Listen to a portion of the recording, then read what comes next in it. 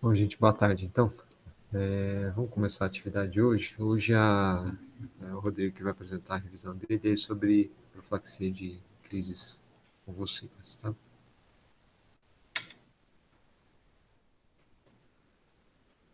Então, obrigado, viu, Rodrigo.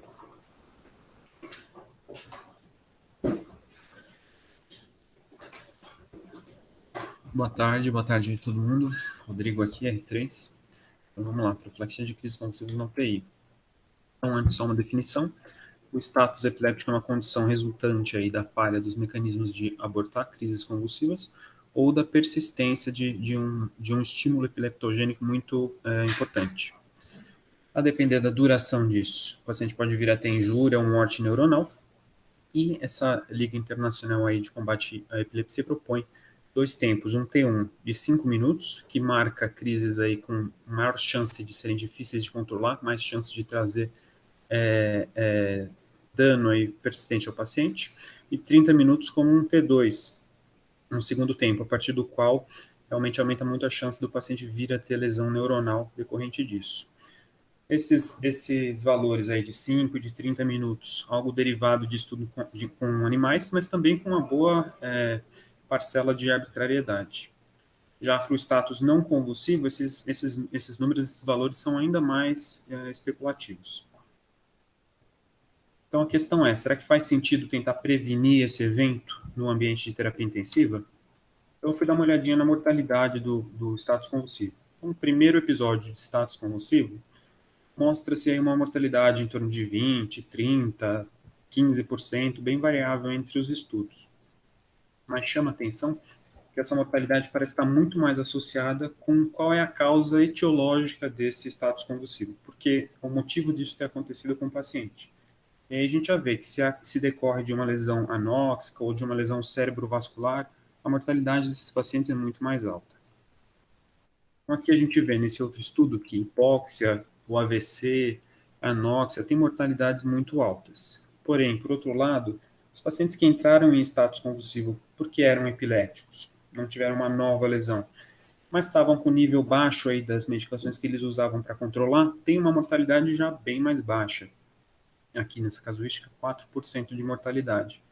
Então, será que o que está lesando esses pacientes é o status por ele só? Ou será que são os outros fatores sistêmicos, muitos aí, que estão acontecendo e a lesão primária que o paciente tem no sistema nervoso central? Aí, para tentar entender um pouco melhor aí, esse efeito prejudicial do status, eu achei um estudo aqui que foi feito com babuínos, em 1973, um estudo aí experimental, em que os primatas recebiam aí bicuculina, que é um antagonista GABA, então eles tinham uma redução aí de limiar convulsivo, e os animais estavam todos paralisados e ventilados aí artificialmente.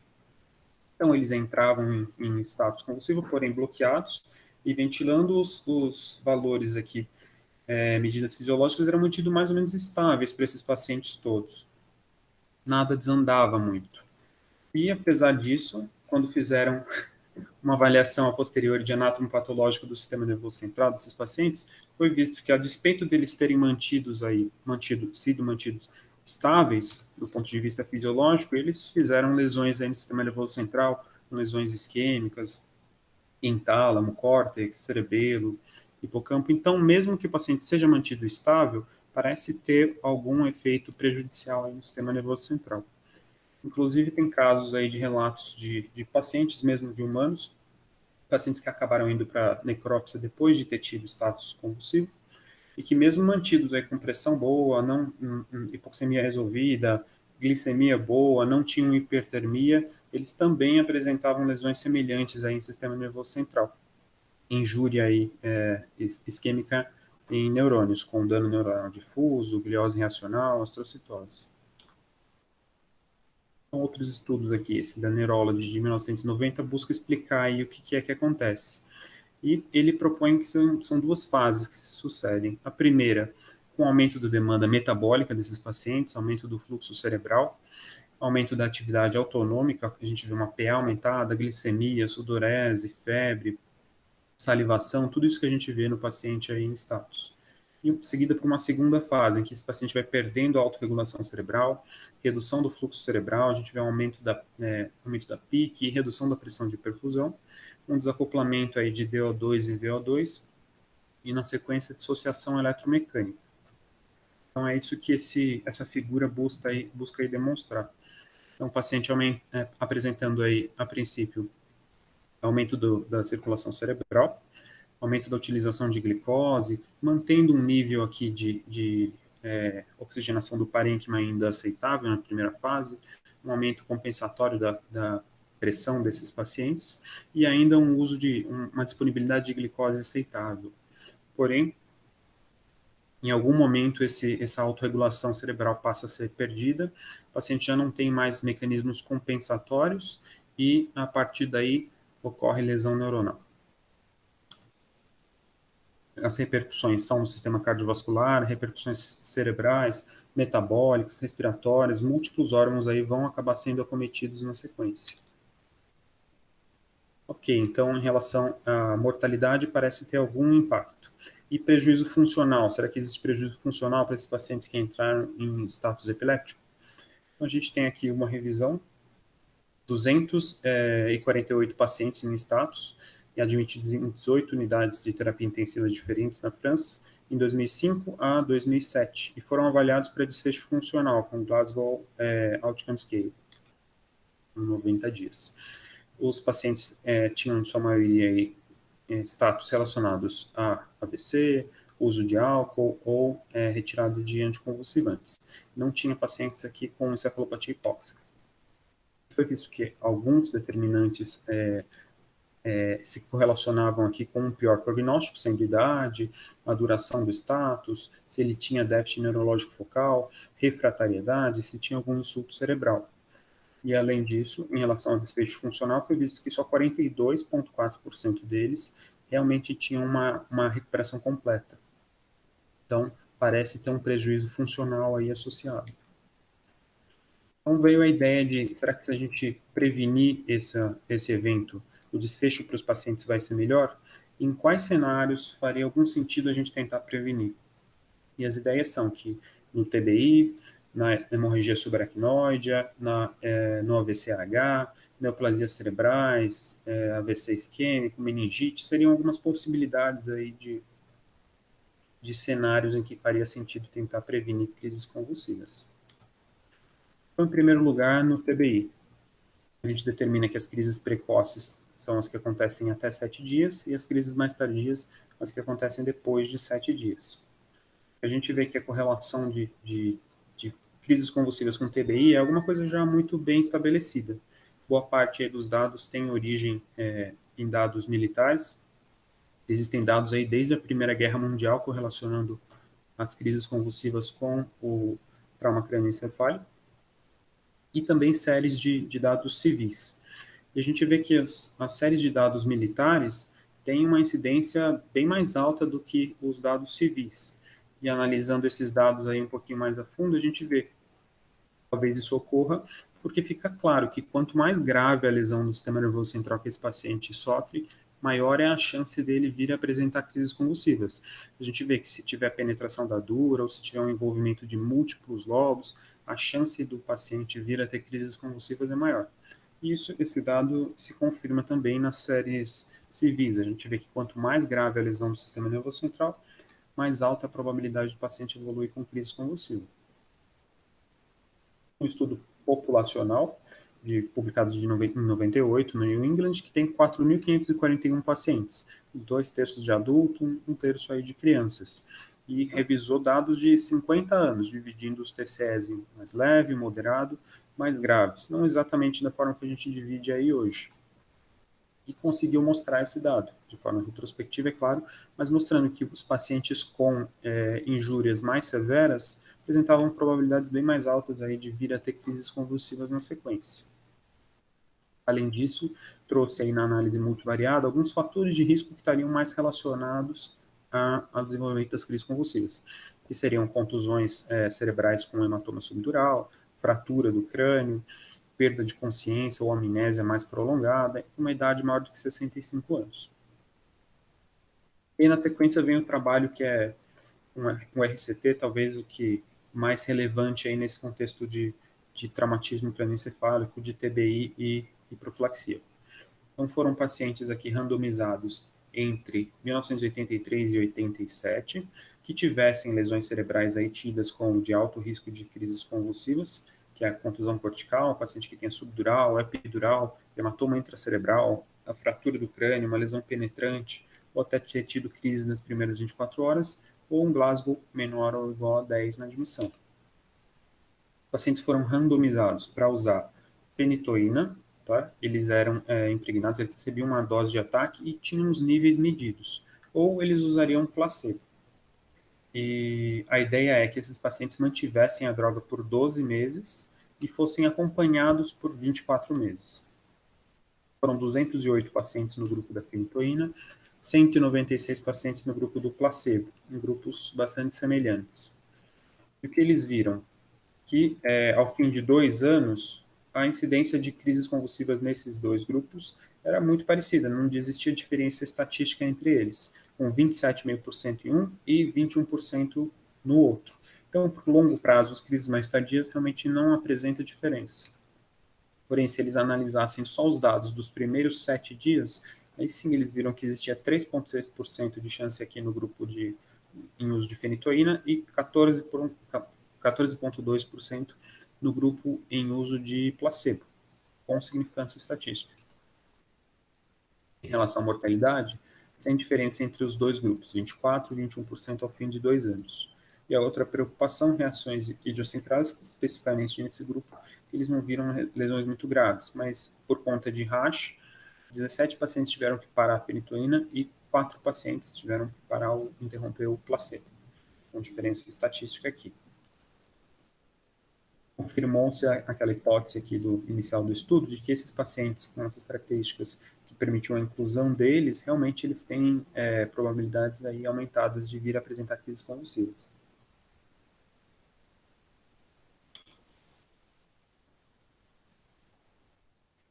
Porém, apesar disso, de conseguir prevenir crises convulsivas, aquele primeiro estudo que eu mostrei, o randomizado, aqui o duplo cego, ele não fez nenhum tipo de avaliação de funcionalidade desses pacientes. Ele só tentou estudar se reduzia a incidência de crise convulsiva ou não. E aí a gente tem alguns outros estudos. Aqui, um retrospectivo com traumas craniano TCE grave, pacientes avaliados num período de 2008 a janeiro de 2010, que tivessem tomografia aí, confirmando lesões com alta probabilidade de fato de desenvolver crises convulsivas, e reavaliou o paciente, 93 pacientes desse período. TCE grave com toma alterada. E avaliaram os pacientes que receberam crise com profilaxia, 50, e pacientes que não receberam, que foram 43. E aqui o interessante nem é a incidência mesmo de crises convulsivas. A gente vê que nesse estudo foi muito baixa a incidência de crise. Pacientes que não receberam 2%, pacientes que receberam 4%. Porém, o que chama mais atenção aqui é que o grupo dos pacientes que receberam profilaxia com fenitoína tiveram internação hospitalar mais prolongada, tiveram um Glasgow Outcome Score mais baixo e apresentaram um score aí de ranking mais alto do que os pacientes que não receberam, o que denota que pode existir aí um prejuízo para a funcionalidade dos pacientes com o uso da fenitoína. Em relação a esses efeitos neurocomportamentais que a gente está questionando aqui da fenitoína, tem outros estudos que vão nessa direção. Essa publicação aqui é do JAMA, de 1991, que randomizou aí pacientes para receber fenitoína ou placebo também. E o que eles testaram nesses estudos foram métodos aí neuropsicológicos, psicossociais de avaliar a funcionalidade desses pacientes. Novamente, pacientes todos aqui incluídos com alta probabilidade de desenvolver crises convulsivas, aqueles mesmos critérios que tinham sido usados previamente. A fratura com afundamento, a contusão cortical, Glasgow menor que 10, lesão penetrante ou crise convulsiva aí nas primeiras 24 horas. Começaram com 404 pacientes. Eles foram perdendo aí alguns pacientes ao longo do segmento, o segmento proposto para 2 anos. Eles testaram medidas neuropsicológicas, atenção, memória, teste de QI, fluência verbal, habilidades assim, de performance, quanto por cento desses pacientes conseguiu, de fato, voltar ao trabalho, racionalização, testaram várias coisas com esses pacientes para avaliar realmente funcionalidade e cognição deles. E o que eles viram aqui, que com um mês já aparecia a diferença entre o grupo placebo e o grupo fenitoína, principalmente nos pacientes que tinham TCE mais graves. E os pacientes do grupo fenitoína desempenhavam pior essas atividades em praticamente todos os quesitos. Inclusive, eles tiveram que colocar aqui um percentil 75%, já que tinha uma grande quantidade de pacientes desse grupo da fenitoína que nem conseguia ser avaliado, que não conseguia desempenhar muitas dessas funções que eles estavam buscando avaliar. Já com 1 a 2 anos, eles não conseguiram demonstrar uma diferença estatística muito significativa entre os dois grupos, mas ainda existia uma tendência do grupo que fez uso de fenitoína desempenhar pior essas atividades todas. Então, a questão aqui que eles levantam é, será que usar a fenitoína nesse paciente que já tem um TCE grave, que já está com uma disfunção neurológica, não seria aquela última palha que realmente quebra a coluna do camelo? Será que não é uma agressão a mais aí para um paciente que já está muito disfuncional e que esse prejuízo de funcionalidade dele não iria além do benefício que a gente tem de reduzir talvez um pouco as crises convulsivas mais precoces?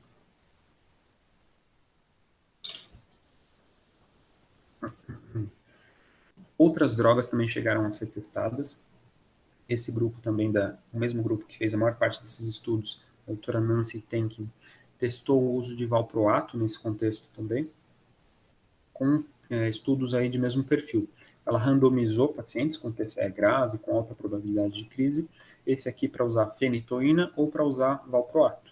Como ele foi feito aqui a posteriori, esses pacientes da fenitoína usaram a medicação só por 7 dias. Na sequência, ela era substituída por placebo para ser mantido até 6 meses.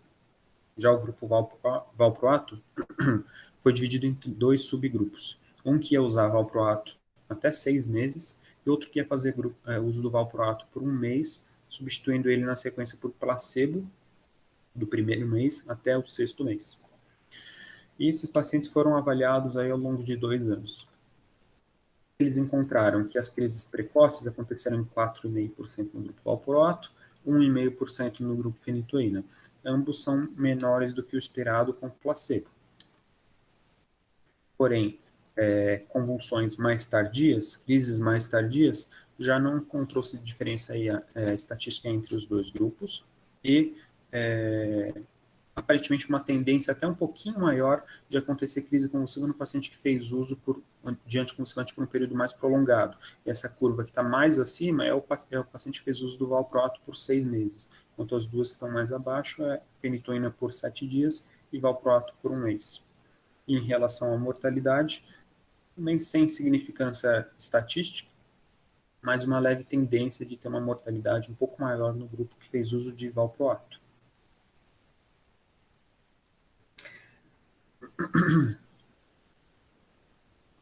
Aqui, mais um estudo que a gente fez randomizado com fenitoína. Tá? Perdão. Esse aqui é o seguinte, questionou-se também o uso do levetiracetam, que é uma outra medicação, um pouco mais moderna, com um perfil de eventos adversos melhor do que a fenitoína. Então, a questão foi, será que se a gente usar fenitoína contra o levetiracetam, a gente vai ter resultados melhores? Será que ela funciona tão bem quanto com menos efeitos adversos? Então, o mesmo perfil de paciente, com TBI, alta probabilidade de crises convulsivas, eles foram aqui, então, randomizados para fazer ou fenitoína ou levetiracetam. Eles recebiam um ataque das duas drogas, a fenitoína tinha os níveis séricos aí avaliados ao longo do estudo, e as duas medicações foram mantidas por 7 dias. O desfecho primário era a incidência de eventos adversos, secundários, incidência de crises convulsivas e avaliação funcional desses pacientes, com o Glasgow Outcome e com outras avaliações aí de funcionalidade. Os grupos eram bem semelhantes, 18 pacientes para fenitoína, 34 pacientes para o levetiracetam. O que eles encontraram em relação a eventos adversos, um pouco mais de piora neurológica, do status neurológico nos pacientes da fenitoína e um pouco mais de eventos gastrointestinais no grupo da fenitoína. Já em relação a crises precoces, não foi encontrada diferença estatística entre os dois grupos, assim como também não foi encontrado com morte. Porém, a gente tinha 34 pacientes no grupo levetiracetam e 18 na fenitoína. Era um estudo pequeno. Existem aí outros estudos e, por conta disso, foi feita uma meta-análise para investigar a possibilidade de usar o levetiracetam em detrimento da fenitoína nesse contexto. E o que a meta-análise, essa aqui de 2016, encontrou é que para prevenção de crises precoces, não parece fazer muita diferença qual das duas medicações usar. Em relação a eventos adversos, talvez tenha um perfil um pouco mais favorável no levetiracetam. Um outro contexto que foi investigado aqui a profilaxia de crises convulsivas é na HSA. A gente sabe que na HSA existe uma probabilidade maior de desenvolver crises. Aqui uma casuística de 217 pacientes, foi visto que 21% deles fez crise convulsiva, a maior parte deles aí mais precoce, antes de 7 dias, e uma parcela mais tardia. E aqui, retrospectivo, já que não existem estudos aqui prospectivos, não tem nenhum RCT com profilaxia de crise convulsiva nesse cenário, somente no TBI. Aqui, retrospectivos avaliados 3.552 pacientes com HSA, tá? É o grupo placebo de um estudo que tinha sido conduzido previamente para investigar essa droga, que é o tirilazade, que é uma medicação que era proposto aí que talvez tivesse algum benefício em proteção neuronal, que acabou sendo descartado posteriormente. Mas, de qualquer forma, eles tinham 3.552 pacientes com hemorragia subaracnoide em 21, em 21 países diferentes, um estudo conduzido de 91 até 97. O que eles encontraram é que, em relação à profilaxia na HSA, é bem variável o que os médicos têm como conduta. Dá para ver aqui que o uso de anticonvulsivantes dentre os médicos esses pacientes foi de 65% e muito variável entre os países. Na Itália e nos Estados Unidos, mais de 90% dos pacientes estavam fazendo profilaxia, enquanto Dinamarca e Suécia, cerca de 10% daí dos pacientes estavam fazendo profilaxia. E mesmo a droga usada, a maior parte fenitoína, mas alguns com fenobarbital, alguns com carbamazepina, alguns com combinações de drogas, então não parece ter uma homogeneidade muito significativa aí nessa conduta em relação à hemorragia subaracnoide.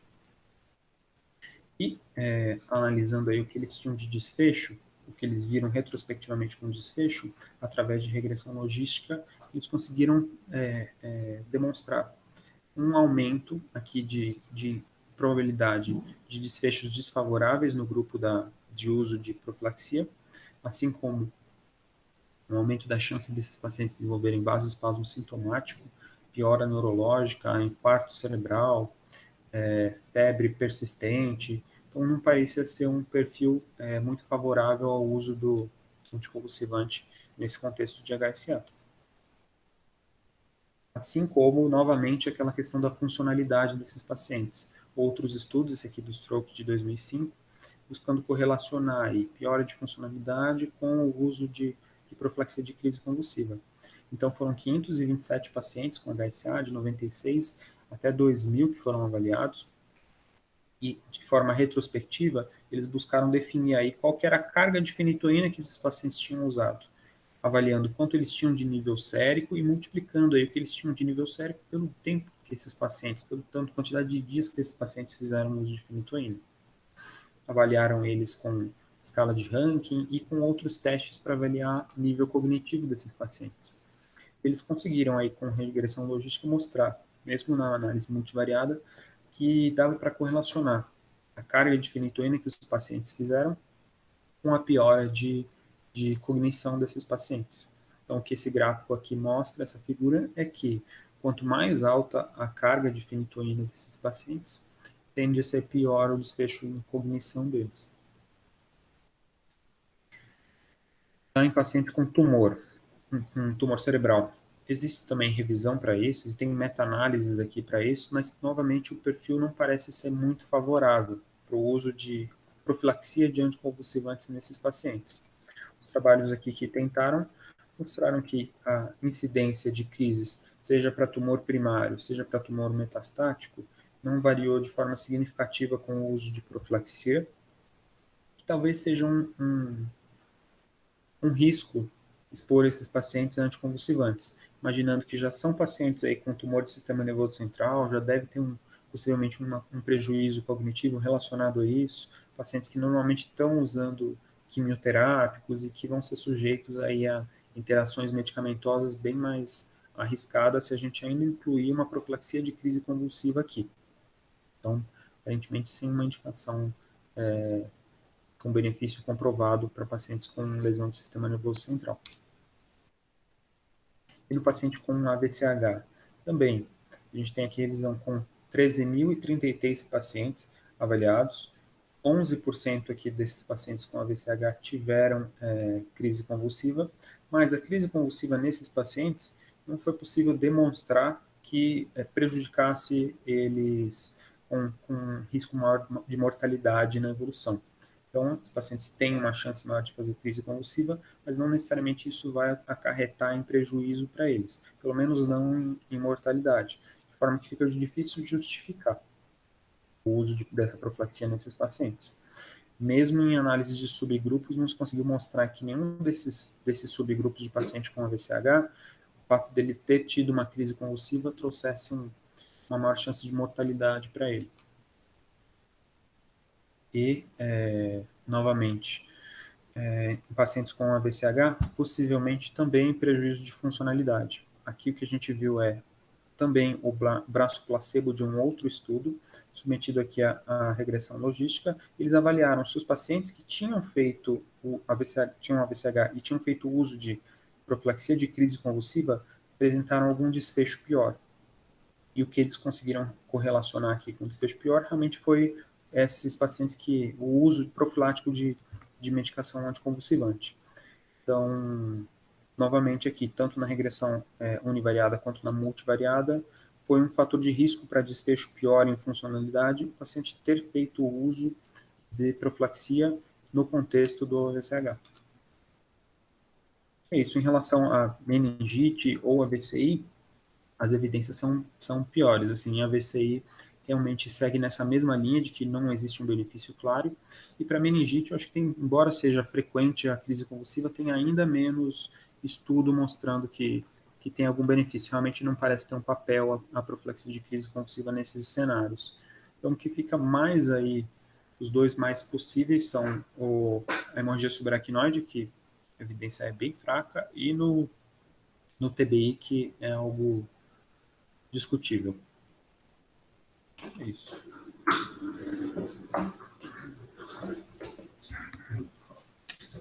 Obrigado, Rodrigo.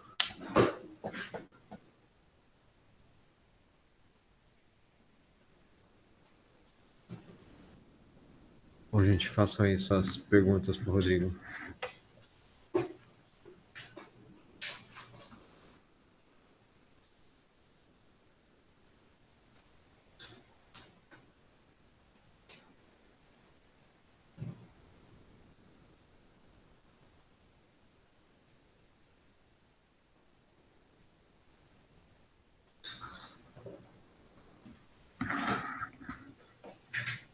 Como é que vocês têm feito no dia a dia de vocês? Com os TCS, com os HSAs, com sangramentos, intraparenquimatoses? Vou falar aqui, tá, gente? Oi, Rodrigo? Tá me ouvindo? Tá ouvindo, pode falar. Tem ali aberto? Não, né? Rô, parabéns pela aula, achei muito bacana, é um tema até que a gente vinha discutindo, né, no trauma, que a gente ficava com algumas dúvidas. A gente só ficou com uma dúvida aqui na salinha, lá de um dos primeiros trabalhos que você mostrou, que foi sobre o uso da fenitoína em pacientes com fatores de risco para convulsão, se ele era um trabalho randomizado ou não, aquele que mostrou desfechos neurológicos piores em quem tomou. Era randomizado ou era só isso que eu acho que perdeu essa informação? O Gama era randomizado. Era Oi? assim. O era Gama lá atrás era randomizado. Tá certo. 3 meses também. 3, isso, né? Tá. Nada. A minha dúvida que eu ia te perguntar era para pacientes vítimas de TCE, que às vezes acabam fazendo hipertensão intracraniana, a gente acaba usando medidas de resgate, muito paciente fica muitas vezes com um neurológico não observável, né? ou que a gente não sabe se esse paciente está convulsionando ou não. Você chegou a ver alguma coisa sobre evidência de fazer ou não? Porque a impressão que deu aqui tudo é bastante discutível, né? Você chegou a ler sobre esse perfil especificamente? Eu acho que eu não consegui ver exatamente. É a paciente pós-PCR que você está falando. Não. Pós-TCE, né? Pacientes com TBI, né? Seu TBI aí, que tiver que com neurológico não observável. Você chegou a ver se tinha algum estudo para esse perfil de paciente? Eu acho que tinha muito desses Muitos pacientes. desses inclusos, né? Exato, exatamente. Tá. A outra dúvida aqui, você quer falar no meu já, Ana? Não, a outra dúvida também que a Ana Flávia queria tirar era se quanto à profilaxia secundária, quanto a tempo de manutenção de profilaxia para quem já teve crise. Que a gente geralmente acaba, né, nas nossas discussões, principalmente no Leandro, ele sempre comenta 3 meses. Como você chegou a ver sobre isso? Eu não vi nenhum trabalho que especificamente abordasse esse grupo, assim, que isolasse esse grupo e que testasse alguma coisa com esse grupo. Mas mesmo nesses que a gente viu aqui, esses RCTs que a gente viu, os pacientes, independente disso, faziam uso por 1 ano, assim, sabe? E não parecia diminuir a incidência nesses pacientes. Então, não sei se é muito benéfico, assim, manter por um período mais longo. Porque mesmo aqueles RCTs ali do começo, o paciente tendo ou não crise, eles iam manter por 1 ano. E depois eram seguidos por 2. Então, tinha paciente desse perfil no meio. E acho que não deve ter aparecido esse benefício que você está imaginando, reduzindo a incidência nesses pacientes, melhorando a crise convulsiva neles depois. Agora, um estudo especificamente para isso, assim, que pegasse só esses pacientes para definir quanto tempo, eu não vi, não. E tem gente começando epilepsia bastante tempo depois, sabe? Eu acho que a epilepsia pós-traumática é um outro problema mesmo. E esses pacientes, acho que uma boa parte vai ficar epiléptico mesmo, né? Então, acho que ele vai acabar sendo tratado como alguém que tem epilepsia, no final das contas. Mas não vi ninguém que tivesse esse perfil, um estudo com esse perfil exatamente, não. Mas eu acho que esse paciente vai acabar sendo conduzido como um epiléptico a princípio, aí no ambulatório, em um segundo momento. Beleza, Rô, valeu. Você quer no meu? Tem algum assim que pegou essa gente? Depois, não.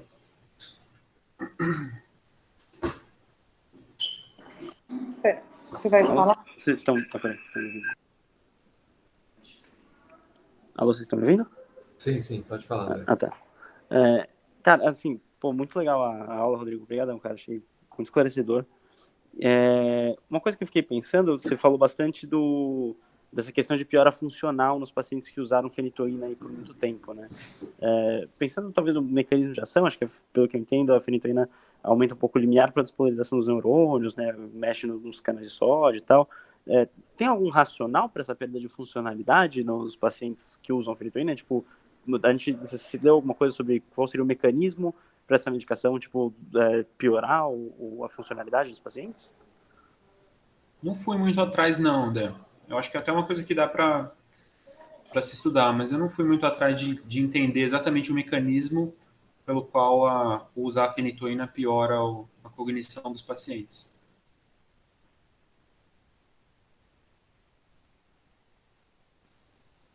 Beleza. Valeu.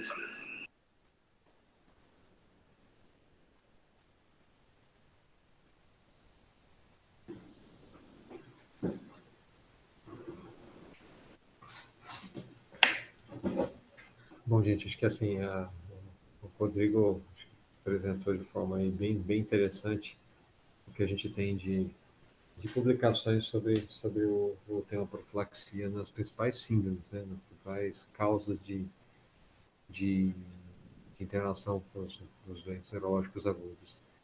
E isso assim, sempre vai ser discussão, né? Sempre vai ser discussão. A gente não tem evidência realmente para uso. Eu acho que que vocês colocaram do doente que está com hipertensão intracraniana refratária, se vale a pena, não vale a pena, concordo com o Rodrigo, acho que a maior parte desses pacientes estão embebidos, né, nesse pool de doentes já randomizados. Mas só lembrar que boa parte desses doentes estavam sedados, né? Ou a maior parte deles com GABAérgicos, né? Ou até alguns com barbitúricos. Então, de um jeito ou de outro, um anticonvulsivante relativamente potente eles estarão recebendo. Agora vocês viram também por que boa parte aí dos guidelines da BTF preconizam o uso nos doentes de altíssimo risco até 7 dias, mas depois parar. Só lembrar que o estudo da Nancy Tenkin diminuiu as crises convulsivas em 7 dias, mas isso não teve impacto nenhum em sobrevida, tempo de internação, etc, etc. Isso é uma coisa interessante. A profilaxia secundária, alguns vão considerar isso como terapia. Olha, isso também é bastante, gente, bastante discutível. Tem centros que, por exemplo, a HSA só vão começar a fazer a profilaxia secundária, entre aspas, né, o tratamento, entre aspas, depois da segunda crise. Então, acho que isso é mais um tema que é terra de ninguém. Mas acho que é bom que a gente saiba que é bem discutível mesmo. Não é obrigatório você tratar. Tá? E, bom, em relação ao mecanismo que o André perguntou, acho que isso realmente a gente pode até ir atrás se tem alguma coisa mais específica, mas acho que não arriscaria. A gente pode até pensar intuitivamente em algumas coisas relacionadas à diminuição da atividade neuronal, mas acho que não dá para falar que é isso. Tem que realmente. Não sei se alguém sabe, se alguém correu atrás disso também. Tá? Mas acho que recados que ficam para a gente, né? Fenitoína aparentemente diminui as crises, pelo menos em trauma precoce. Tardio talvez seja até, por mais que não estatisticamente significante, relacionado até aumento no número de crises no pós-trauma.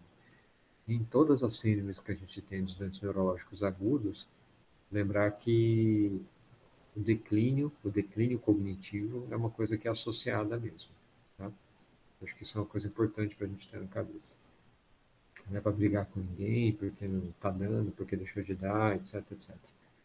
Mas acho que a gente tem que ter crítica, bastante crítica se vai fazer ou não, tá? A profilaxia, digo. Gente, alguém tem mais alguma questão para o Rodrigo? Acho que uma coisa que me incomodou bastante, assim, lendo isso, é que aquele RCT, que é o principal, é que dita, acho que é o principal que dita essa conduta que a gente tem, o desfecho era realmente só a crise convulsiva, não tinha nada de funcional ali depois. É difícil prescrever com base nisso. Eu não sei o quanto, tudo bem, ele teve uma crise, mas e daí? Será que isso repercutiu em algum prejuízo funcional para esse paciente depois? Igual isso tudo para a VCH ali, que mostra que eles terem tido aquela crise na fase aguda ou não acarretou prejuízo para o paciente depois. Ele não morreu mais por isso, a gente não viu mais malefício por conta disso. E, bom, é isso. Acho que isso que ficou meio entalado assim, para prescrever tanta fenitoína para esses pacientes.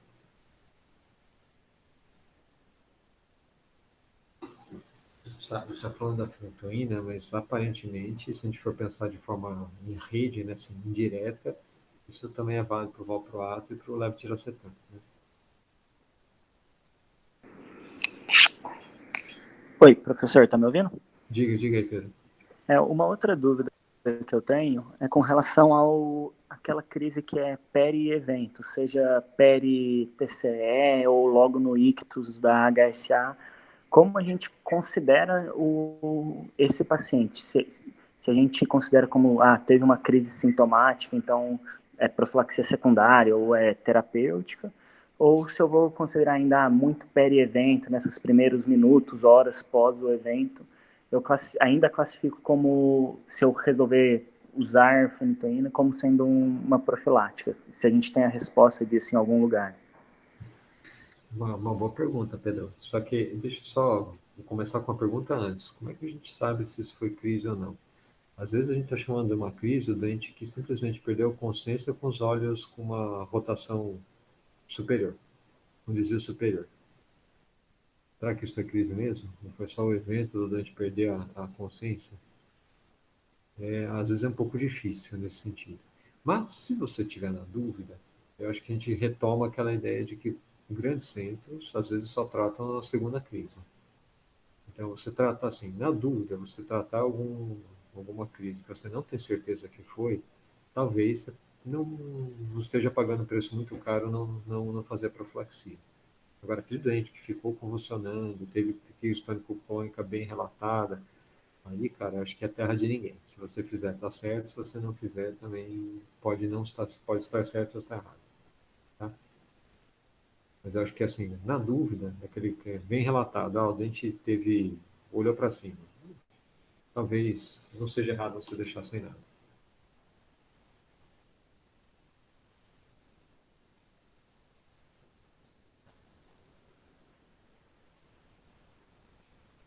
Bom, gente, então é isso aí. Então, Rodrigo, muito obrigado aí pela revisão. Acho que foi bem elucidativo para nós todos, né, gente?